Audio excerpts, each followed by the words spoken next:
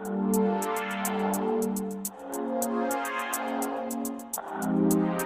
what is going on, everybody? Today we're taking a look at some of the new games entering my PlayStation 5 game collection. This is not going to be a full, complete PlayStation 5 games collection video. I recently did one of those on the channel, so if you do want to check out my entire PlayStation 5 games collection, I will leave a link to that video down below. But today we're just focusing on the new games that I picked up during the holiday season and also the start of this year. So without further ado, let's actually take a look at some of the new stuff entering my PlayStation 5 games collection.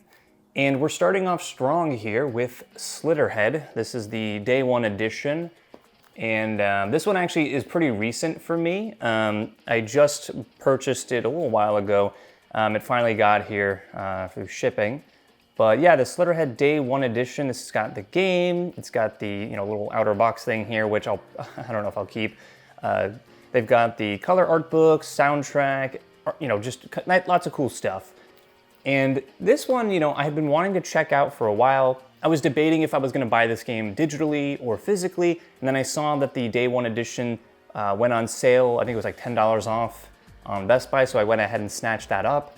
And I wanted to support this game no matter what. I know this is sort of a middle of the road kind of experience. People really seem to either like it okay or they think it's fine. But to be fair, I really wanted to support this game, support this bokeh studio. I believe there are former Studio Japan leads and designers that are now working for this studio. So they make some great games. They made some great games in the past. I wanted to support them in their new outing. And so, I can't wait to check out Slitterhead. This is definitely high on my list in terms of games I want to play in the immediate term. Okay, now let's just go through some of the standard physical editions that I picked up. I've got quite a few, I think about 12 in total. And we're going to start off with an excellent game that I'm a little late to, in terms of getting around to playing this one, but I'm so glad that I finally got to play this. This is Cocoon. This was a indie puzzle game published by Annapurna Interactive. And you can see the disc here. I've got these little art thingies. I don't know what they are. They look like coasters, but they're not. Like I said, very late to the party on this game in particular, but it's so incredible. The puzzle design, it's one of those games where I'm not a big puzzle game kind of person, but I picked this one up and immediately everything was just so intuitive that I feel the best way to describe this game is like you're just in a perpetual flow state. The puzzle designs are intuitive. It's pretty seamless. You're just kind of solving puzzles. You don't even realize that you're solving them. And the game's kind of teaching you, this sort of visual language and sort of unique way of solving puzzles. It just kind of conveys everything to you in a way that you just know what to do, more or less. There may be like one or two puzzles that are a bit abstract, a little obtuse, but everything else, like I was able to breeze through this in 2 sittings. And this is probably one of the best puzzle games that I've played because it just flows from scene to scene to scene to scene, and there's no stopping. And I think that helps quite a lot with the pacing, and I just never was bored by it. Soundtrack's amazing, art direction and design, incredible. Highly recommend you check out Cocoon. And if you can, it's a fun little physical copy, to own. I just prefer it. It's a nice game, so check it out. Okay, next here, what do we got? We've got Epic Mickey Rebrushed. So you can see here, you got a little Mickey, and then I'll flip them over. Some stuff on the back here. And originally, this was a game that came out on the Wii. So the big thing when this came out was the motion controls. You could paint your brush with the Wiimote. Cool stuff, right? Well, gimmicky, but fun. I never played it on the Wii, but from what I heard, the world that's built in this game, the overall look and feel of the world is spot on. There were some technical issues, I think, that kept it from being a great game from what I understand. But in terms of the moment-to-moment gameplay and the overall art direction and the world design, people really seem to like the game for that reason alone. And so in this remaster, I guess is what they're calling it, right? A lot of the technical issues have been sorted out. And so I'm really curious to dive into this one for the first time and just see how the entire experience is. Because, yeah, I mean, if technical issues were holding it back originally, then I'm excited to see what this sort of, I guess, definitive version looks like. And so, yeah, very excited to check it out. Bought it during the holidays for pretty cheap, so just waiting to get around to this one, but very excited to check it out. Okay, so next one here. Now I really wanted to pick up this one in a physical format because I just think it's funny that this game has 2 discs. It's that big of a game that it has, and I'll just show you because this one has been opened. For that reason alone, I really wanted to just check this out. So there's a data disc. So I think you have to install this first to preload all of the assets, probably shaders, I would imagine just all the base game data. And then there's a play disk, which is probably just like an executable that runs off of the data that gets installed or something like that. But this is Final Fantasy VII Rebirth. And haven't had a chance to check this game out, mainly because I know this is a 100+ hour experience. And as I find every single day now, time is very precious, and I don't think I have, all this time to sink into Final Fantasy just yet. But again, it's gonna be one of those experiences, I think once I start it, I'm gonna get sucked in and it's going to just fly by. The 100 hours, however long it takes for me to beat the game, it's just gonna fly by, I have a feeling. And I really, really loved the Final Fantasy VII Remake that came out, I guess, 5 years ago at this point, because we're in 2025. And so I just know I'm going to love this game. Ideally, also, I do want to finish Crisis Core before I start this experience too. I want to have more backstory, I think, to the overall plot of Final Fantasy VII. So, I might beat that first, and that's only like, I think, a 12-hour game. So anyway, excited to check this one out. Heard nothing but amazing things. I'm sure it will be an incredible game to try out. Next here, what do we got next? We've got another game that I haven't cracked into yet. Oh, this is Granblue Fantasy Relink. And fun fact, actually, on my previous PlayStation 5 games collection video, I got a comment in the comment section from one of the viewers saying that I should check this game out based on my collection, my games that I like to play. He was recommending that I just check this one out. And you know what? I did. I saw that it was on sale for pretty cheap during the holidays. I remembered that, he was mentioning check it out, and so I picked it up, and I'm really excited to try this one out. I've read a couple of things about it online. I've looked at some of the screenshots and the images, and just looks beautiful. This game looks so beautiful. So yeah, I can't wait to try this one out, and thank you so much for, leaving that comment and kind of just putting this on my radar, because I had no idea what this game was, and yeah, I'm super excited to check it out. So can't wait to try out Granblue. If you have any other Granblue suggestions out there, let me know. I will definitely, take a look at them and, see if I can pick them up. But yeah, excited to try out Granblue Fantasy Relink at some point. Okay, so next here, I've got this indie game that I kind of flip-flop on in terms of whether or not I liked it. This is Indika. This is indie, more sort of narrative-driven experience. You've got some surrealist puzzle-solving components in here. And okay, I got a game code in here, so I'll probably just, blur that out. But this is the game disc as well. And what I can say about this game is it's a very unique experience. I don't think that necessarily means it's amazing, but it definitely has a lot to say about faith and religion.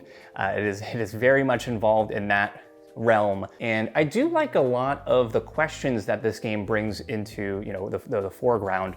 I also really love the way that this game ends.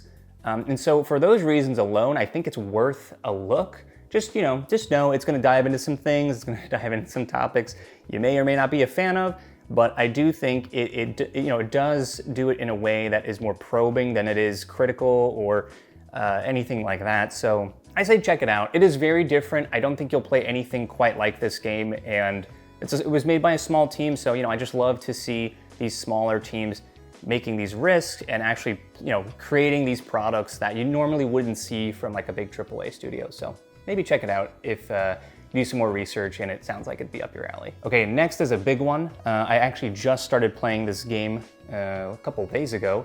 This is a Metaphor ReFantazio. This is from the Persona team. And actually I think it's gone. Yeah, so the disc is still in my PS5. But I will just say this, I'm very late to the party on this game. Again, same thing with Rebirth. I knew this game was gonna be like an 80-hour game. And so I wanted to pick it up and start it at the right time so I could give this game the full attention that it deserves, or I thought it would deserve. Yeah, this is great. This is reminding me of the first time I played a Persona game in the first place. So this takes me back to Persona 5 Golden.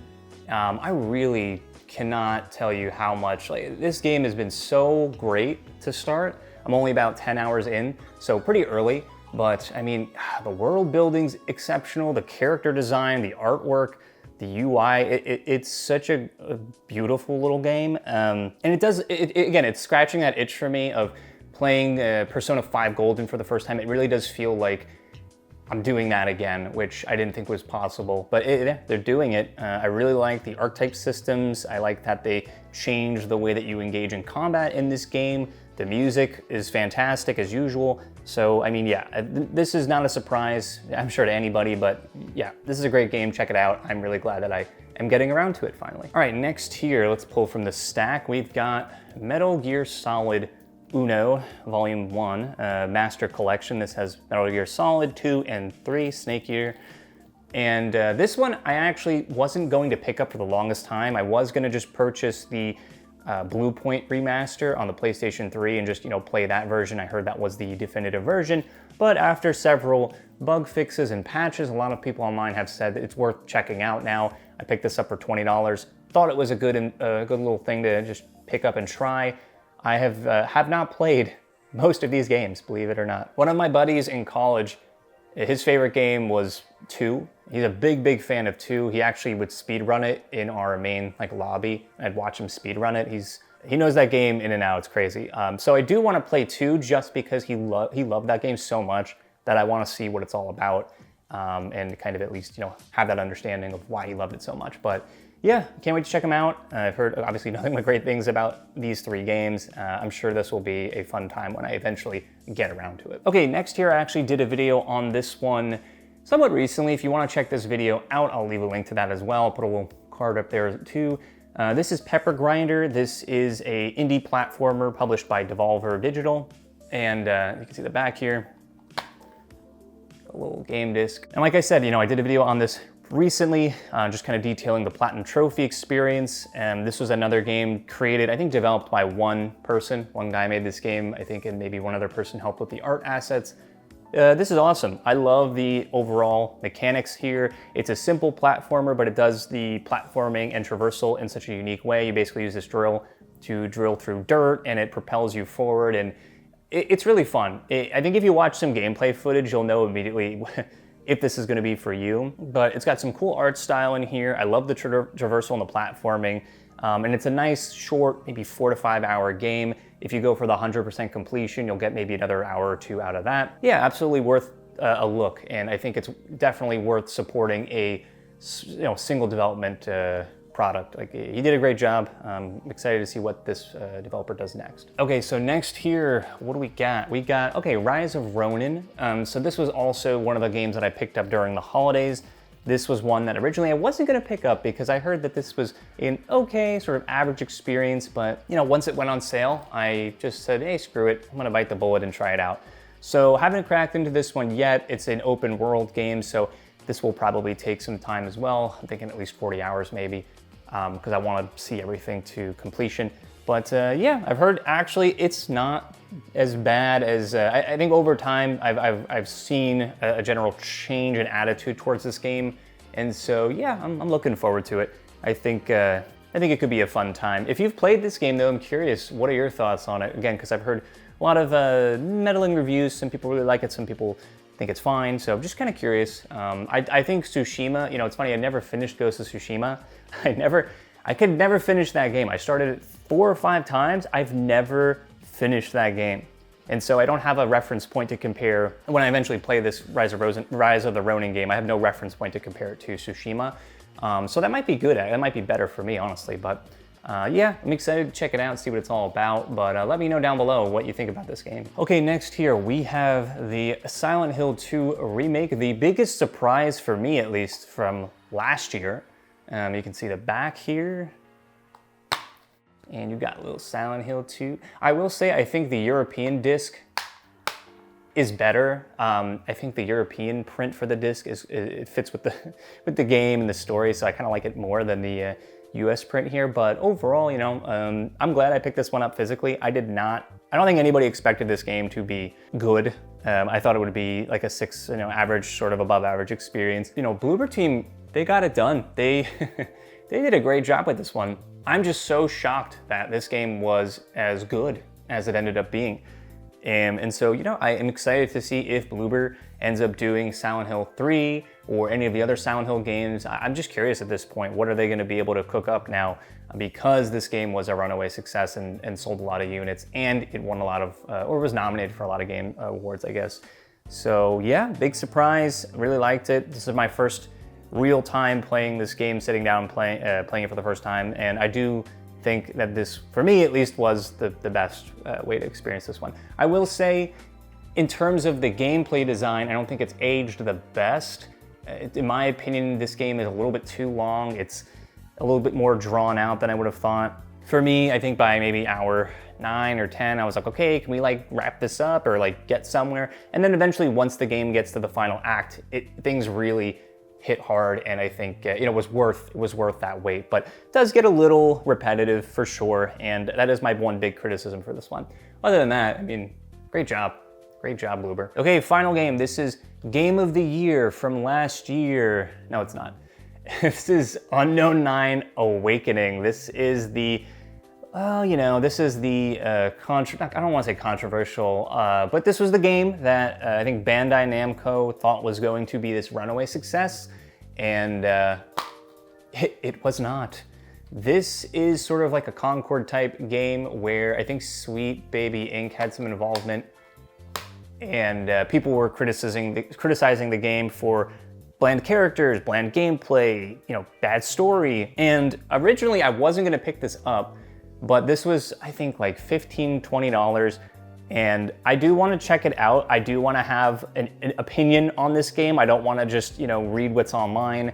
I may do a video on this game at some point, just kind of detailing my experiences while playing this game. But yeah, I've heard a lot of bad, very bad things about this one, saying that it looks like a PS3 game. It feels like a game that was made back in like 2010. So I'm sure there's gonna be a lot to talk about, and that's kind of why I wanted to pick it up, give it a shot.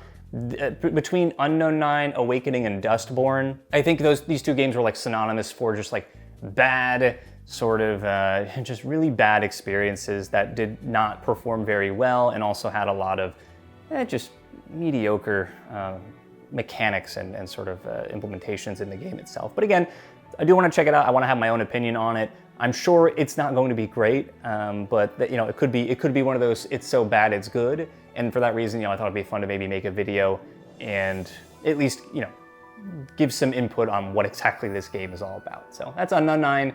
Yeah, we'll see how this one ends up being. I'm sure it's going to be pretty bad. Well, that's going to do it for today's video, where we took a look at the new games that I picked up for my PlayStation 5 games collection. If you want to see more like this, then stick around, because more videos will be coming down the pipeline, and I'll see you all on the next video.